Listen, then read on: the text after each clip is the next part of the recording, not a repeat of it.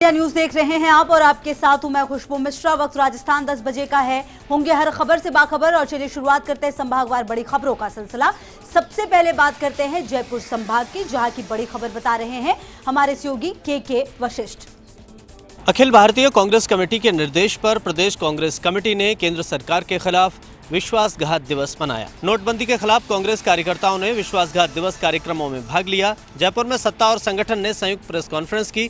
मुख्यमंत्री अशोक गहलोत और PCC chief Govind Singh Dotasra ने वर्चुअल कॉन्फ्रेंस के जरिए केंद्र सरकार पर निशाना साधा।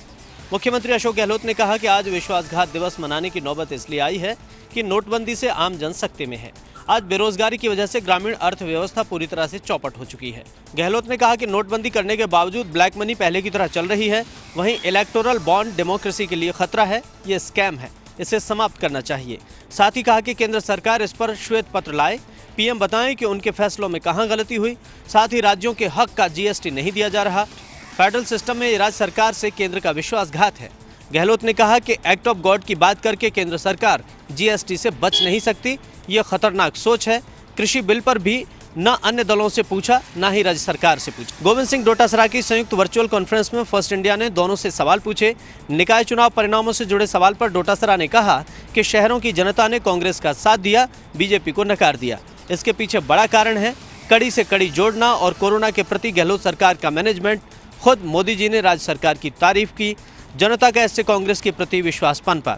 आगामी पंचायत चुनाव और निकाय चुनाव में कांग्रेस अच्छा प्रदर्शन करेगी। पीसीसी चीफ गोविंद सिंह डोटासरा ने तो यहां तक कहा कि कोरोना काल के दौरान राज्य सरकार ने अपने बूते लोगों की मदद की, केंद्र सरकार से मदद नहीं मिली। आगे बढ़ते हैं, बात अजमेर संभाग की करते हैं, जहां की बड़ी खबर बता रहे हैं हमारे सहयोगी इंद्रजीत उबाना। पुलिस भर्ती परीक्षा में किशनगढ़ से भी पकड़ा गया मुन्ना भाई।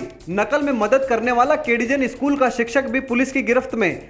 आरोपी परीक्षार्थी शिक्षक की दुकान पर पूर्व में कर चुका है हेल्पर का काम। पुलिस कांस्टेबल भर्ती परीक्षा में प्रदेश की मार्बल मंडी किशनगढ़ में भी पुलिस ने नकल करने वाले एक आरोपी परीक्षार्थी सुनील मेघवाल को गिरफ्तार किया है। नकल के पर्चे पहुंचाने के कार्य में सहयोग करने वाले केडीजन स्कूल के शिक्षक राजेश शर्मा को भी पुलिस ने गिरफ्तार कर लिया है। मामले का खुलासा करते हुए अतिरिक्त पुलिस अधीक्षक किशन भाटी ने बताया कि आरोपी परीक्षार्थी सुनील पूर्व में परीक्षा केंद्र के इंचार्ज की दुकान पर हेल्पर का कार्य कर चुका है और वहीं से इनके आपस के संबंध बने थे। इन संबंधों को भुनाते हुए परीक्षा में इसकी नकल का व्यवस्था की गई थी। फिलहाल इस पूरे मामले में नकल के किसी भी रैकेट की कोई संभावना पुलिस ने इनकार किया है। वहीं पुलिस ने मामले में कार्रवाई करते हुए दोनों को गिरफ्तार किया है। पुलिस भर्ती परीक्षा के अंतिम दिन अजमेर में भी पुलिस ने नकलची मुन्ना भाई को गिरफ्तार कर पारदर्शिता कायम रखी है। अब देखना यह है कि भर्ती परीक्षा का परिणाम कितने अभ्यर्थियों के लिए खुशखबरी लेकर आता है। आगे बढ़ते हैं, बात जोधपुर संभाग की करते हैं, जहां की बड़ी खबर बता रहे हैं हमारे सहयोगी राजीव गौड़।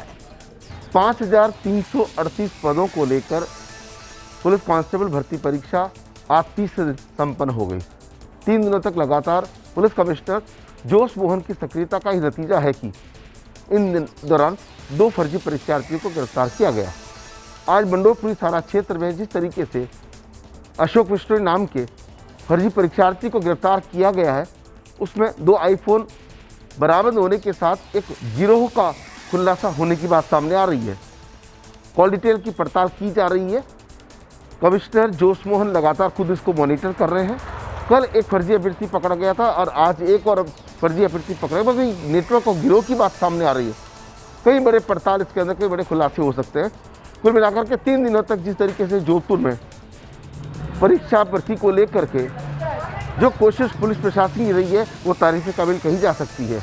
लगातार जिस तरीके से पुलिस जाब्ते ने शांतिपूर्ण तरीके से परीक्षाओं का संचालन किया, उससे संदेश भी गया है। लेकिन सबसे बड़ी बात है कि इस दौरान पुलिस की मुस्तैदी के चलते 2 फर्जी परीक्षार्थियों को पकड़ना, जिसमें आज अशोक विष्णु पकड़ा गया, उसके जो तार किसी नेटवर्क से जुड़े होने की बात सामने आई है। जब खुलासा होगा तो कुछ और आरोपियों की गिरफ्तारी हो सकती है। जोधपुर के बाद आगे बढ़ते हैं, बात कोटा संभाग की करते हैं, जहां की बड़ी खबर बता रहे हैं हमारे सहयोगी भंवर एस चारण। कोटा दक्षिण नगर निगम में मेयर पद के कांटे के मुकाबले के बीच में अब दौर तल्ख सियासी बयानी का। विधानसभा मुर्मिंदा प्रतिपक्ष राजेंद्र राठौड़ ने आज बयानी मोर्चा संभालते हुए विदेश मंत्री शांति धारीवाल को निशाने पर लेने का प्रयास किया और आरोप लगाया कि कोटा दक्षिण में एन प्रकरण कांग्रेस का बोर्ड बनाने के लिए सत्ता का दुरुपयोग किया जा रहा है और खासकर निर्दलीय पार्षदों को प्रताड़ित किया जा रहा है और डराया धमकाया जा रहा है। तो वहीं विदेश मंत्री शांति धारीवाल ने भी बीजेपी और राठौड़ को आईना दिखाने में कतई समय नहीं लगाया। धारीवाल ने आरोप लगाया कि कुछ दिनों पहले ही बीजेपी के लोगों ने एक निर्दलीय पार्षद को उसके घर से किडनैप किया, उसको एमपी लेकर के गए और जब पार्षद के बुजुर्ग पिता ने पुलिस को फरियाद लगाई और कोटा पुलिस का दल पिता को साथ लेकर के पार्षद को लेने के लिए एमपी पहुंचा तो वहां पर एमपी सरकार की सत्ता का दुरुपयोग करते हुए बीजेपी के लोगों ने न सिर्फ पार्षद के बुजुर्ग पिता को बल्कि पुलिस दल को भी पकड़वाने का प्रयास किया।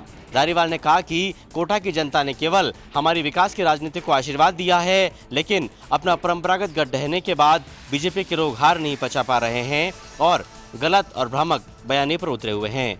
तो इन सब हालातों के बीच में बीजेपी के विवेक राजवंशी और कांग्रेस के राजीव अग्रवाल के बीच में मेयर कौन बनेगा इसका फैसला होने में अब केवल कल का दिन ही बाकी रह गया है और दोनों दलों ने ही अपने पार्षदों की मजबूत बाड़ाबंदी कर रखी है। बीजेपी के पार्षद लगातार मध्य प्रदेश में है, जहां ठिकाना बदलते हुए अब पार्षदों की शिफ्टिंग पंचमढ़ी के 3 होटलों में करने की खबर है। तो वहीं इनकार के बावजूद भी कांग्रेस के पार्षद भी है तो बाड़ाबंदी में ही। पिछले कई दिनों से लगातार जयपुर में जमे कांग्रेसी पार्षद आज कांग्रेस के जिलाध्यक्ष रविंद्र त्यागी और प्रवक्ता राजेंद्र सांखला के साथ राजधानी के सैर सपाटे पर निकले और नाहरगढ़ बायोलॉजिकल पार्क का भ्रमण किया। आगे बढ़ते हैं, बात बीकानेर संभाग की करते हैं, जहां की बड़ी खबर बता रहे हैं हमारे सहयोगी संजय पारेख। दीपावली के त्योहार के मद्देनजर बीकानेर में भी स्वास्थ्य विभाग की टीम अलर्ट मोड पर है और शुद्ध के लिए युद्ध अभियान के तहत मिलावटखोरों के खिलाफ लगातार कार्रवाइयां की जा रही है। आज सीएमएचओ डॉक्टर बीएल मीणा द्वारा बीचवाल इंडस्ट्रियल एरिया में स्थित श्री लक्ष्मी उद्योग नमकीन फैक्ट्री पर कार्रवाई की गई। यहां पर बड़ी मात्रा में घटिया मसाला और नमकीन मिले। स्वास्थ्य विभाग की टीम द्वारा इस मसाले और नमकीन के सैंपल लिए गए। कार्रवाई की सूचना पर जिला कलेक्टर नमित मेहता भी मौके पर पहुंचे और कार्रवाई का जायजा लेकर स्वास्थ्य विभाग की टीम को आवश्यक दिशा निर्देश दिए। जिला कलेक्टर नमित मेहता ने कहा कि राज्य सरकार के निर्देशानुसार त्योहारी सीजन में मिलावटखोरों के खिलाफ शुद्ध के लिए युद्ध अभियान के तहत बीकानेर में भी लगातार कार्रवाइयां की जा रही है। उन्होंने कहा कि त्योहारी सीजन के बाद भी स्वास्थ्य विभाग की टीम द्वारा इस तरह की कार्रवाइयां लगातार जारी रहेगी ताकि लोगों के स्वास्थ्य के साथ खिलवाड़ ना हो। तो वहीं सीएमएचओ डॉक्टर बीएल मीणा ने कहा कि शुद्ध के लिए युद्ध अभियान के तहत टीम द्वारा लगातार कार्रवाई की जा रही है। यहाँ पर मसाले और नमकीन के सैंपल लिए गए हैं। अब आगे की कार्रवाई अमल में लाई जाएगी। आगे बढ़ते हैं, बात भरतपुर संभाग की करते हैं, जहां की बड़ी खबर बता रहे हैं हमारे सहयोगी दीपक लवानिया। राज्य के चिकित्सा एवं स्वास्थ्य राज्य मंत्री डॉक्टर सुभाष गर्ग आज भरतपुर के दौरे पर रहे और इस दौरान उन्होंने सेवर में Mahatma Gandhi English medium school का लोकार्पण किया। साथ ही ऐतिहासिक सुजान गंगा नहर का अवलोकन करने के बाद अधिकारियों को निर्देश दिए कि जल्दी ही नहर से मृत मछलियों को बाहर निकाला जाए, जिससे आम जन को दुर्गंध से मुक्ति मिल सके। सुजान गंगा नहर का अवलोकन करने के दौरान मंत्री डॉक्टर गर्ग ने अधिकारियों को निर्देश दिए कि पुरातत्व विभाग के साथ मिलकर नहर के सौंदर्यीकरण की योजना बनाई जाए और इसे पर्यटन के रूप में विकसित किया जाए। मंत्री डॉक्टर गर्ग ने आगरा बीकानेर हाईवे पर सूर्या सिटी के सामने बने आरडीवी मल्टीप्लेक्स का भी शुभारंभ किया। मंत्री डॉक्टर गर्ग ने राज्य सरकार द्वारा शुरू की गई फ्लैगशिप योजनाओं के तहत भरतपुर नगर निगम की 11 सेवाओं को आपके द्वार योजना का शुभारंभ करने के अलावा न्यायालय परिसर में बने इंदिरा रसोई काउंटर का भी उद्घाटन किया है। मंत्री डॉक्टर गर्ग ने बाद में पीपला गांव में 1 करोड़ 35 लाख रुपए की लागत से बनने वाले विद्युत सब स्टेशन का भूमि पूजन किया और कई गांवों का दौरा कर ग्रामीणों की समस्याएं भी सुनी। चिकित्सा राज्य मंत्री डॉक्टर गर्ग ने राज्य में चल रहे गुर्जर आंदोलन के संबंध में कहा कि सरकार गुर्जर समाज की मांगों को लेकर पूरी तरह से गंभीर है और वार्ता के जरिए ही किसी भी समस्या का समाधान हो सकता है। चिकित्सा एवं स्वास्थ्य राज्य मंत्री डॉक्टर सुभाष गर्ग के साथ नगर निगम के मेयर अभिजीत कुमार, आयुक्त नीलिमा तक्षक के अलावा लोकदल के जिला अध्यक्ष संतोष फौजदार सहित कई अधिकारी व नेता मौजूद रहे। आगे बढ़ते हैं, बात उदयपुर संभाग की करते हैं। संभाग की बड़ी खबर बता रहे हैं हमारे सहयोगी पुनीत।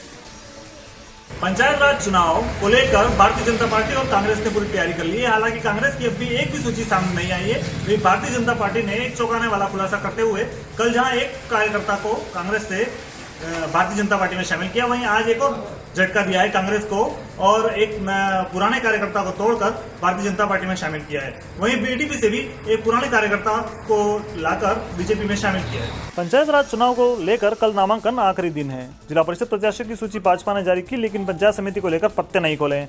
इधर दिन भर कांग्रेस का मैराथन मंथन का दौर देर शाम तक शहर के एक रिजॉर्ट में चलता रहा, लेकिन सूची कल दोपहर बाद ही जारी होने की बात सामने आई है। वहीं भाजपा को जिला परिषद की सूची आज शाम जारी तो हो गई, लेकिन देर शाम को मंडल अध्यक्ष और प्रभारियों के साथ प्रत्याशियों की भाजपा की बैठक भी हुई। कल दोपहर बाद भाजपा अपने प्रत्याशियों के नामांकन दाखिल करेगी। कांग्रेस के पुराने कार्यकर्ता मोहनलाल पाटीदार और बीटीपी कार्यकर्ता अशोक मैडा ने भाजपा की सदस्यता ली।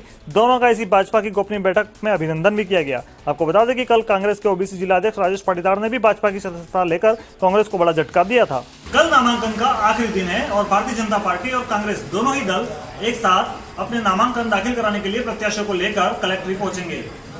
देखना होगा कि कौन सा दल जीत का परचम फहराता है और कौन हार का मुंह देखता है। तो चलिए, संभागवार सभी खबरों से रूबरू कराने के लिए आप सभी का बहुत बहुत शुक्रिया।